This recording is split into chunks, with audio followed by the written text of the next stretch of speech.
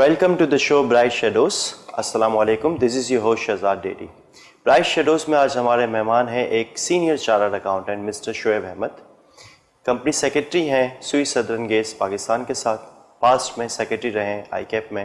آئیے ملاقات کرتے ہیں. السلام علیکم. وعلیکم السلام. سب سے پہلے تو شعیب صاحب آپ کا بہت شکریہ, آج آپ نے ہمارے لیے وقت نکالا. سر ہمیں تھوڑا سا بتائیے یور کیریئر, آپ نے چارٹرڈ اکاؤنٹنسی کیوں چوز کیا اور اس میں کیا آپ کو لگتا ہے, کیا اس پروفیشن کی اچھائیاں ہیں, کیا خامیاں ہیں, کیسی لائف ہوتی ہے, تھوڑا سا ہمیں اس بارے میں بتائیے. چارٹرڈ اکاؤنٹنسی اگر آپ دیکھیں, میرا ایجوکیشنل بیک گراؤنڈ اگر آپ دیکھیں تو میرا انٹرمیڈیٹ جو ہے وہ پری انجینئرنگ کا ہے. اوکے. اچھا, جو اسکولنگ اور جو کالج کے اندر جو میری انکلینیشن تھی وہ زیادہ تھی ٹورڈز اسپورٹس. اوکے. کیونکہ اسکولنگ رہی حبیب پبلک کے ساتھ, کینٹ پبلک کے ساتھ, تو وہ 89-90 تک تو سارا ہاکی کے اوپر فوکس رہا, دین کرکٹ. انجینئرنگ کرنے کے بعد جو ہے نا پھر یہ ہوا کہ کوئی پروفیشن کی طرف جو ہے نا سیریسلی جو ہے نا کچھ پرسو کیا جائے. تو اس وقت فیملی کے اندر جو ہے نا ہمارے تھے uncle was a chartered accountant, تو انہوں نے بیسکلی ایجوکیٹ کیا اباؤٹ دی پروفیشن. تو وہ مجھے لگا کہ نہیں یار دس از دی پروفیشن فار می. میں نے پھر اس کو جو ہے نا 92 What was so exciting about it? جب انکل نے بتایا تو آپ کو کیا اچھا لگا سی اے کے بارے میں؟ ایکچولی پاکستان میں اگر آپ دیکھیں نا تو ہمارے پاس اس وقت جو چوائسیز ہوتی تھیں نا وہ ہوتی تھی میڈیکل, انجینئرنگ اینڈ دین یہ چارٹرڈ اکاؤنٹنسی. تو جب میں کمپیئر کرتا تھا میرا مائنڈ جو ہے نا وہ نہ میڈیکل کی طرف جو ہے نا انکلائن ہوتا تھا نہ انجینئرنگ کی طرف. تو جب سی اے کا مجھے پتہ چلا, خاص کر یہ گورننس ایسپیکٹ اور بورڈ ڈیلنگز ہو گئیں, ٹھیک ہے نا, کمپلائنس کا ایسپیکٹ ہو گیا, تو مجھے لگا کہ نہیں یار یہ چیز ہے کہ جس کو مجھے پرسو کرنا چاہیے. ٹھیک ہے نا. اور اللہ کا شکر ہے کوالیفائی کرنے کے بعد جو ہے وہ جتنا بھی میرا کیریئر اگر آپ دیکھیں گے تو ریگولیٹری کمپلائنس کا ہے, ٹھیک ہے نا, اور بورڈ سیکریٹریٹ کا ہے. آئی کیپ کے ساتھ جب میں ایسوسیٹڈ رہا تقریباً 10 سال, تو 10 years. In fact, I started with quality assurance. ٹھیک ہے, then they moved me to the board secretariat. جو ٹھیک ہے نا, تو وہاں پہ as a senior manager membership start کیا. Then after the retirement of Fazal Hussain Saifi, then secretary ICAP, the council promoted me to as secretary ICAP. In fact, I was the youngest secretary at that time. Okay. ٹھیک ہے. اچھا تھوڑا سا بتائیے کہ اس career میں کیا آپ کو مشکلات آئیں, کون سے چیلنجز تھے اور کون سی اپارچونیٹیز آپ کو نظر آئیں؟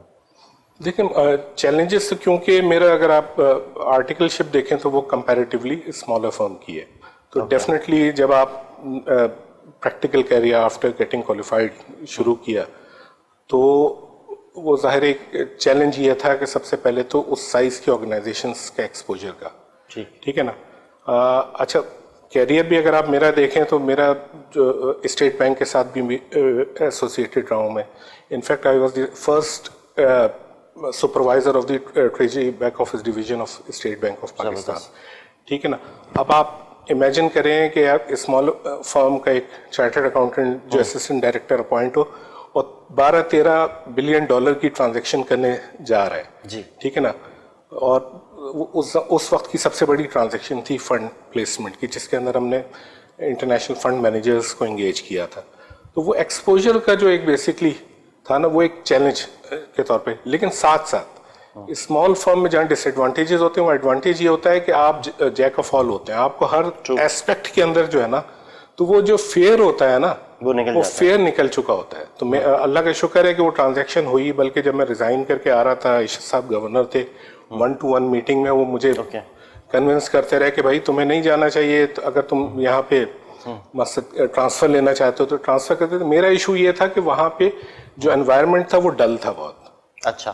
ٹھیک ہے نا. مجھے تھا کہ جس ایج میں ہوں اور جو نا ایکسپیرئنس میں گین کرنا چاہتا ہوں, تو مجھے آرگنائزیشن چاہیے تھی جو تھوڑا آڈٹ لائف میں ہم ٹرم یوز کرتے ہیں نا, تھوڑا رگڑا لگا سکے.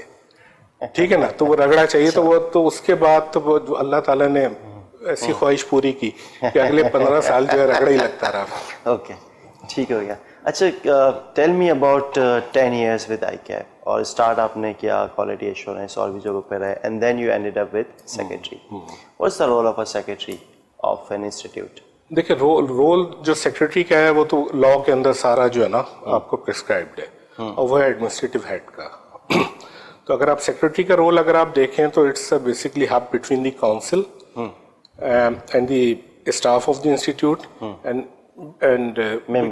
Between members and students. तो ये सेक्रेटरी का तो रोल सारा जो है ना बड़ा क्लियरली जो है ना डिफाइन हुआ हुआ law. So it's all about close coordination between all three.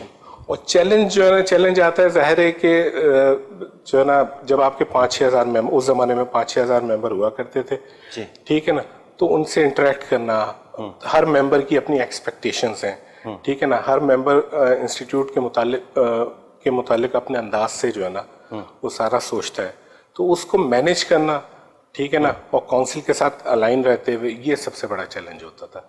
अच्छा माशाल्लाह काउंसिल के अंदर अगर आप देखें उस जमाने में सारे नामी ग्रामी जिनका हम ट्रेनिंग के दिनों में सोचते थे, ख्वाहिश करते थे कि भाई अल्लाह ताला ने मौका दिया कि उनके साथ काम करने का. अब्दुल्ला यूसुफ साहब के साथ काम किया, डॉक्टर वकार मसूद खान साहब के साथ काम किया. इनफैक्ट वकार साहब के साथ तो मैं एक LLP लिमिटेड लाइबिलिटी पार्टनरशिप की एक टास्क फोर्स काउंसिल ने बनाई थी, मैं और वकार साहब ही मेंबर थे. ठीक है ना, शब्बर जैदी साहब के साथ काम किया, असद अली शाह साहब के साथ काम किया, फरूख जुनैदी हो गए. तो जितने भी जो ना लोग हैं प्रोफेशन के नामी ग्रामी, उन सब के साथ जो ना अपॉर्चुनिटी मिली काम करने की. लेकिन जब साथ ही इनके साथ काम करना एक चैलेंज भी होता था, ठीक है, क्योंकि इनकी वर्क एथिक्स हो गई, इनका माशाल्लाह एक्सपोजर एक्सपीरियंस इतना वास्ट होता था कि उसको मैच करना जो है ना वो चैलेंज होता था. तो उसी के लिए वो जैसे मैंने कहा ना कि वो अल्लाह ताला ने ख्वाहिश पूरी की, तो वो लोग उस जमाने में जो ना मजाक करते थे कि भाई आई कैप में रात 9-10 बजे गुजरो तो एक कमरे की लाइट जल रही होती थी, वो शोएब साहब की होती थी. ठीक है ना, तो वो इसीलिए कि जो उनको ताकि जो है ना वो उनकी एक्सपेक्टेशंस को मीट करना जो है ना ये बेसिकली.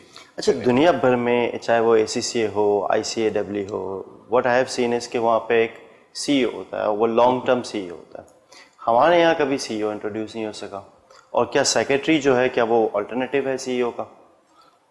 अच्छा देखें, जहाँ तक आपकी बात है ना CEO की, ऐसा नहीं है. CEO की जहाँ तक मेरी नॉलेज है 2 दफ़ा काउंसिल ने कोशिश की.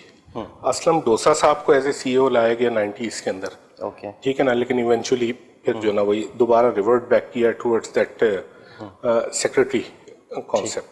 ठीक है. अच्छा उसके बाद मिड 2000 के अंदर अगर आप देखेंगे ना तो उस जमाने में भी जो ना ये चीफ ऑपरेटिंग ऑफिसर का कॉन्सेप्ट जो ना इंट्रोड्यूस कराया गया था जी. ठीक है. प्रॉब्लम सिर्फ ये है कि जो आपका लीगल जो फ्रेमवर्क है उसके अंदर ये डेजिग्नेशन एग्जिस्ट नहीं करती. ठीक है. ठीक है ना, इसीलिए वो होता ही है कि जैसे ही जहाँ पे डाइवर्जेंट व्यूज आते हैं मेंबर्स के दरमियान या काउंसिल में, तो वहाँ पे जो है ना ओरिजिनल पोजीशन के ऊपर दोबारा से इसको लेके जाया जाता है.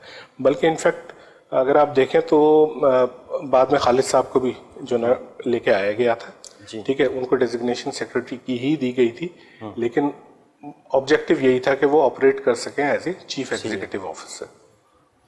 लेकिन मैं तो ये समझता हूँ कि CEO is more about the empowerment rather than के डेजिग्नेशन. तो अगर तो सेक्रेटरी इतना एम्पावर्ड है, चाहे by whatever name called, आप उसको CEO कहें, CEO कहें, सेक्रेटरी कहें, और एग्जीक्यूटिव डिसीजन सारे उसके हैं, और जो ऊपर जो बॉडी है वो अगर सिर्फ जिसको कहते हैं एडवाइजरी के रोल में रहे, ये जैसे बोर्ड ऑफ डायरेक्टर्स होते हैं, तो ऐसी सूरत हाल में तो कोई मसला नहीं होना चाहिए, चाहे CEO कहें या जो भी कहें. बिल्कुल. आप जो बात करें बेसिकली बेसिक गवर्नेंस स्ट्रक्चर की आप बात करें. जी बिल्कुल. ठीक है ना, आप code of corporate governance listed companies का उठा लें, आप पब्लिक सेक्टर का उठा लें, ठीक है ना, वहाँ पे सारा आपको जो ना यही जो कॉन्सेप्ट आप कह रहे हैं यही मिलता है, और इसको फिर कवर किया जाता है या इसको एक प्रोटेक्शन जो दी जाती है वो दी जाती है थ्रू डेलीगेशन ऑफ अथॉरिटी.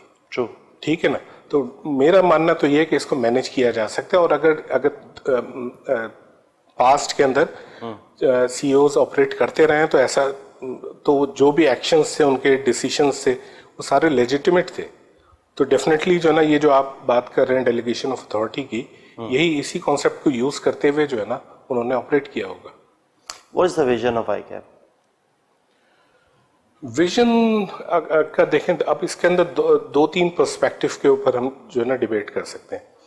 एक बेसिक अगर आप कंजर्वेटिव मॉडल के ऊपर आ जाएं तो विजन तो ऑलरेडी जो है ना लॉ के अंदर प्रिस्क्राइब कर दिया गया। ICAP को जब फॉर्म किया गया था तो गवर्नमेंट ने बेसिकली फॉर्म किया था, ठीक है ना।